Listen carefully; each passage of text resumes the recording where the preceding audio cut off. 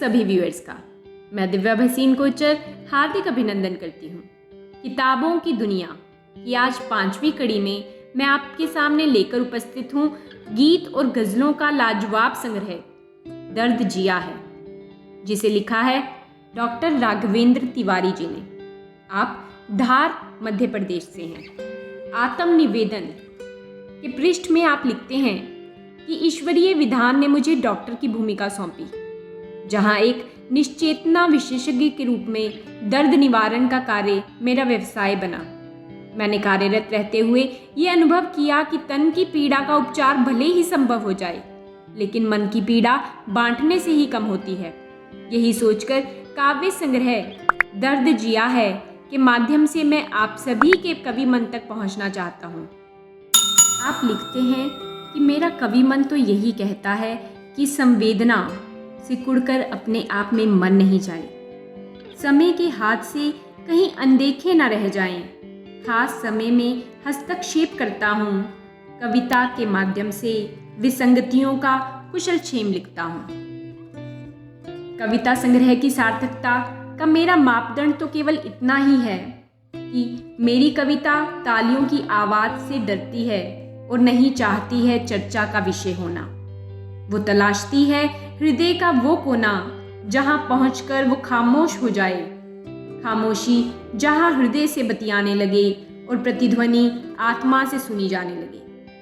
आप अपने लेखक मित्रों का आभार भी प्रकट करते हैं और साफ कोई से ये भी कह जाते हैं कि गज़ल खंड में उर्दू के अल्प ज्ञान के कारण भी मुझसे त्रुटियां रह गई होंगी, जिन्हें हृदय से स्वीकारने में मुझे किंचित भी संकोच नहीं है।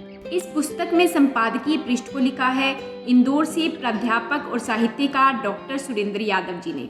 आप लिखते हैं, राघवेंद्र जी की विविध रचनाओं में कहीं अंतःस्पर्शीय रुमानियत है, कहीं जीवन की विद्रूप त्रास्त स्थितियों का हृदय विदारक चित्रांकन है, कहीं कल्पना की ऊंची उड़ान में सपनों की ताजगी है। जीवन मूल्यों के प्रति आपकी प्रतिबद्धता देखते ही बनती है।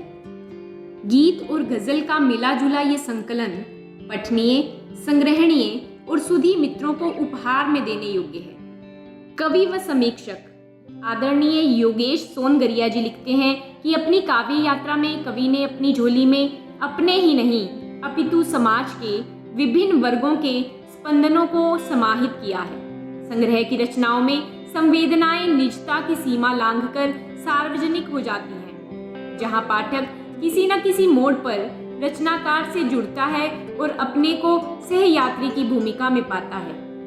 और शुभकामना संदेश देते हुए सीहोर से आदरणीय धर्मराज देशराज जी कहते हैं कि कोई कवि किसी प्रशंसा का मोहताज हो सकता है, किंतु अच्छी कविता को कभी किसी अनुशंसा की जरूरत नहीं होती।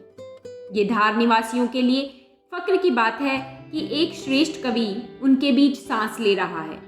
उम्मीद करता हूँ कि ये काव्य संग्रह धार के इस कवि को उतना ही मकबूल करेगा जितना वो चिकित्सक के रूप में प्रसिद्ध हैं। तो चलिए इन्हीं शुभकामनाओं के साथ मैं आपके समक्ष रखती हूँ दर्द जिया है से डॉक्टर राघवेंद्र तिवारी जी की कुछ पंक्तियां बतौर बानगी। कब से मेरी निगाहें उन बिजलियों पे हैं, कब से मेरी निगाहें उन बिजलियों पे हैं, जिनकी निगाह मेरी हंसी बस्तियों पे हैं। और बारूद के हवाले दरख्तों को मत करो, बारूद के हवाले दरख्तों को मत करो, कुछ घोंसले भी लटके हुए टहनियों पे हैं। और खुद बागबां उजाड़ रहे देखो ये चमन, खुद बागबां उजाड़ रहे देखो ये चमन, इल्जाम भोली भाली सी तितलियों पे हैं, इल्जाम भोली भाली सी तितलियों पे हैं। और ये बेहतरीन शेर कि सुन चुके रुंझुन बहुत संगीत की स्वर लहरियां, सुन चुके रुंझुन बहुत संगीत की स्वर लहरियां, यार अब सुन लीजिएगा दर्द का आलाप भी, यार अब सुन लीजिएगा दर्द का आलाप भी। और श्रृंगार रस में डूबे ये खूबसूरत शेर सुनिएगा। पढ़ चुके हैं वर्क वर्क उनको, सिर्फ दिल की किताब बाकी है, मेरे दीदार की हसरत लिए अपनी छत पर बार बार आए धूप के बहाने से। और एक ये भी कि एक मिट्टी हवा पानी के बने हैं हम सब, दिल किसी खास की खातिर ही धड़कता क्यों है, दिल किसी खास की खातिर ही धड़कता क्यों है। और बेटियों की अस्मत पर हो रहे हमले व अत्याचार को देखकर यूं व्यथित हो उठता है कवि हृदय कि सुनते हैं दरिंदों ने अस्मत भी लूट ली, कल तक किसी नजर ने जिसको न छुआ था। और पिता के दिल के डर को दिखाती ये दो पंक्तियां कि बाप सुबह शाम मन्नत मांगता, बाप सुबह शाम मन्नत मांगता, जब से बिटिया जा रही है काम पर। और राजनीति पर तंज कसती ये पंक्तियां कि राजनीति बन गई है मैकदा, सबकी नजरें अब टिकी हैं जाम पर। और सोचने को मजबूर कर देगा ये शेर कि क्या सुरक्षित रह सकेगा मुल्क भी जब बटेगा जातियों के नाम पर, जब बटेगा जातियों के नाम पर। देखकर हर तरफ अंधेरा सा वक्त लगता है मुझको ठहरा सा, और अपनी आवाज भी नहीं सुनता, आदमी हो गया है बहरा सा। और आजकल के दौर पर कुछ ये भी कि अमृत और लक्ष्मी के हैं दावेदार कितने ही, हलाहल पी सकें हंसकर वो शिवशंकर नहीं मिलते, हलाहल पी सकें हंसकर वो शिवशंकर नहीं मिलते। दर्द जिया है में शायर ने दर्द को बहुत ही खूबसूरती से शब्दों में पिरोया है। एक गजल के कुछ अशार तरन्नुम में कहने की कोशिश करती हूँ, सुनिएगा। दर्द कांटे बने कुछ छुरी हो गए, दर्द कांटे बने कुछ छुरी हो गए, जब ज्यादा मिले पंखुरी हो गए। सहते सहते मेरे गम विधायक हुए,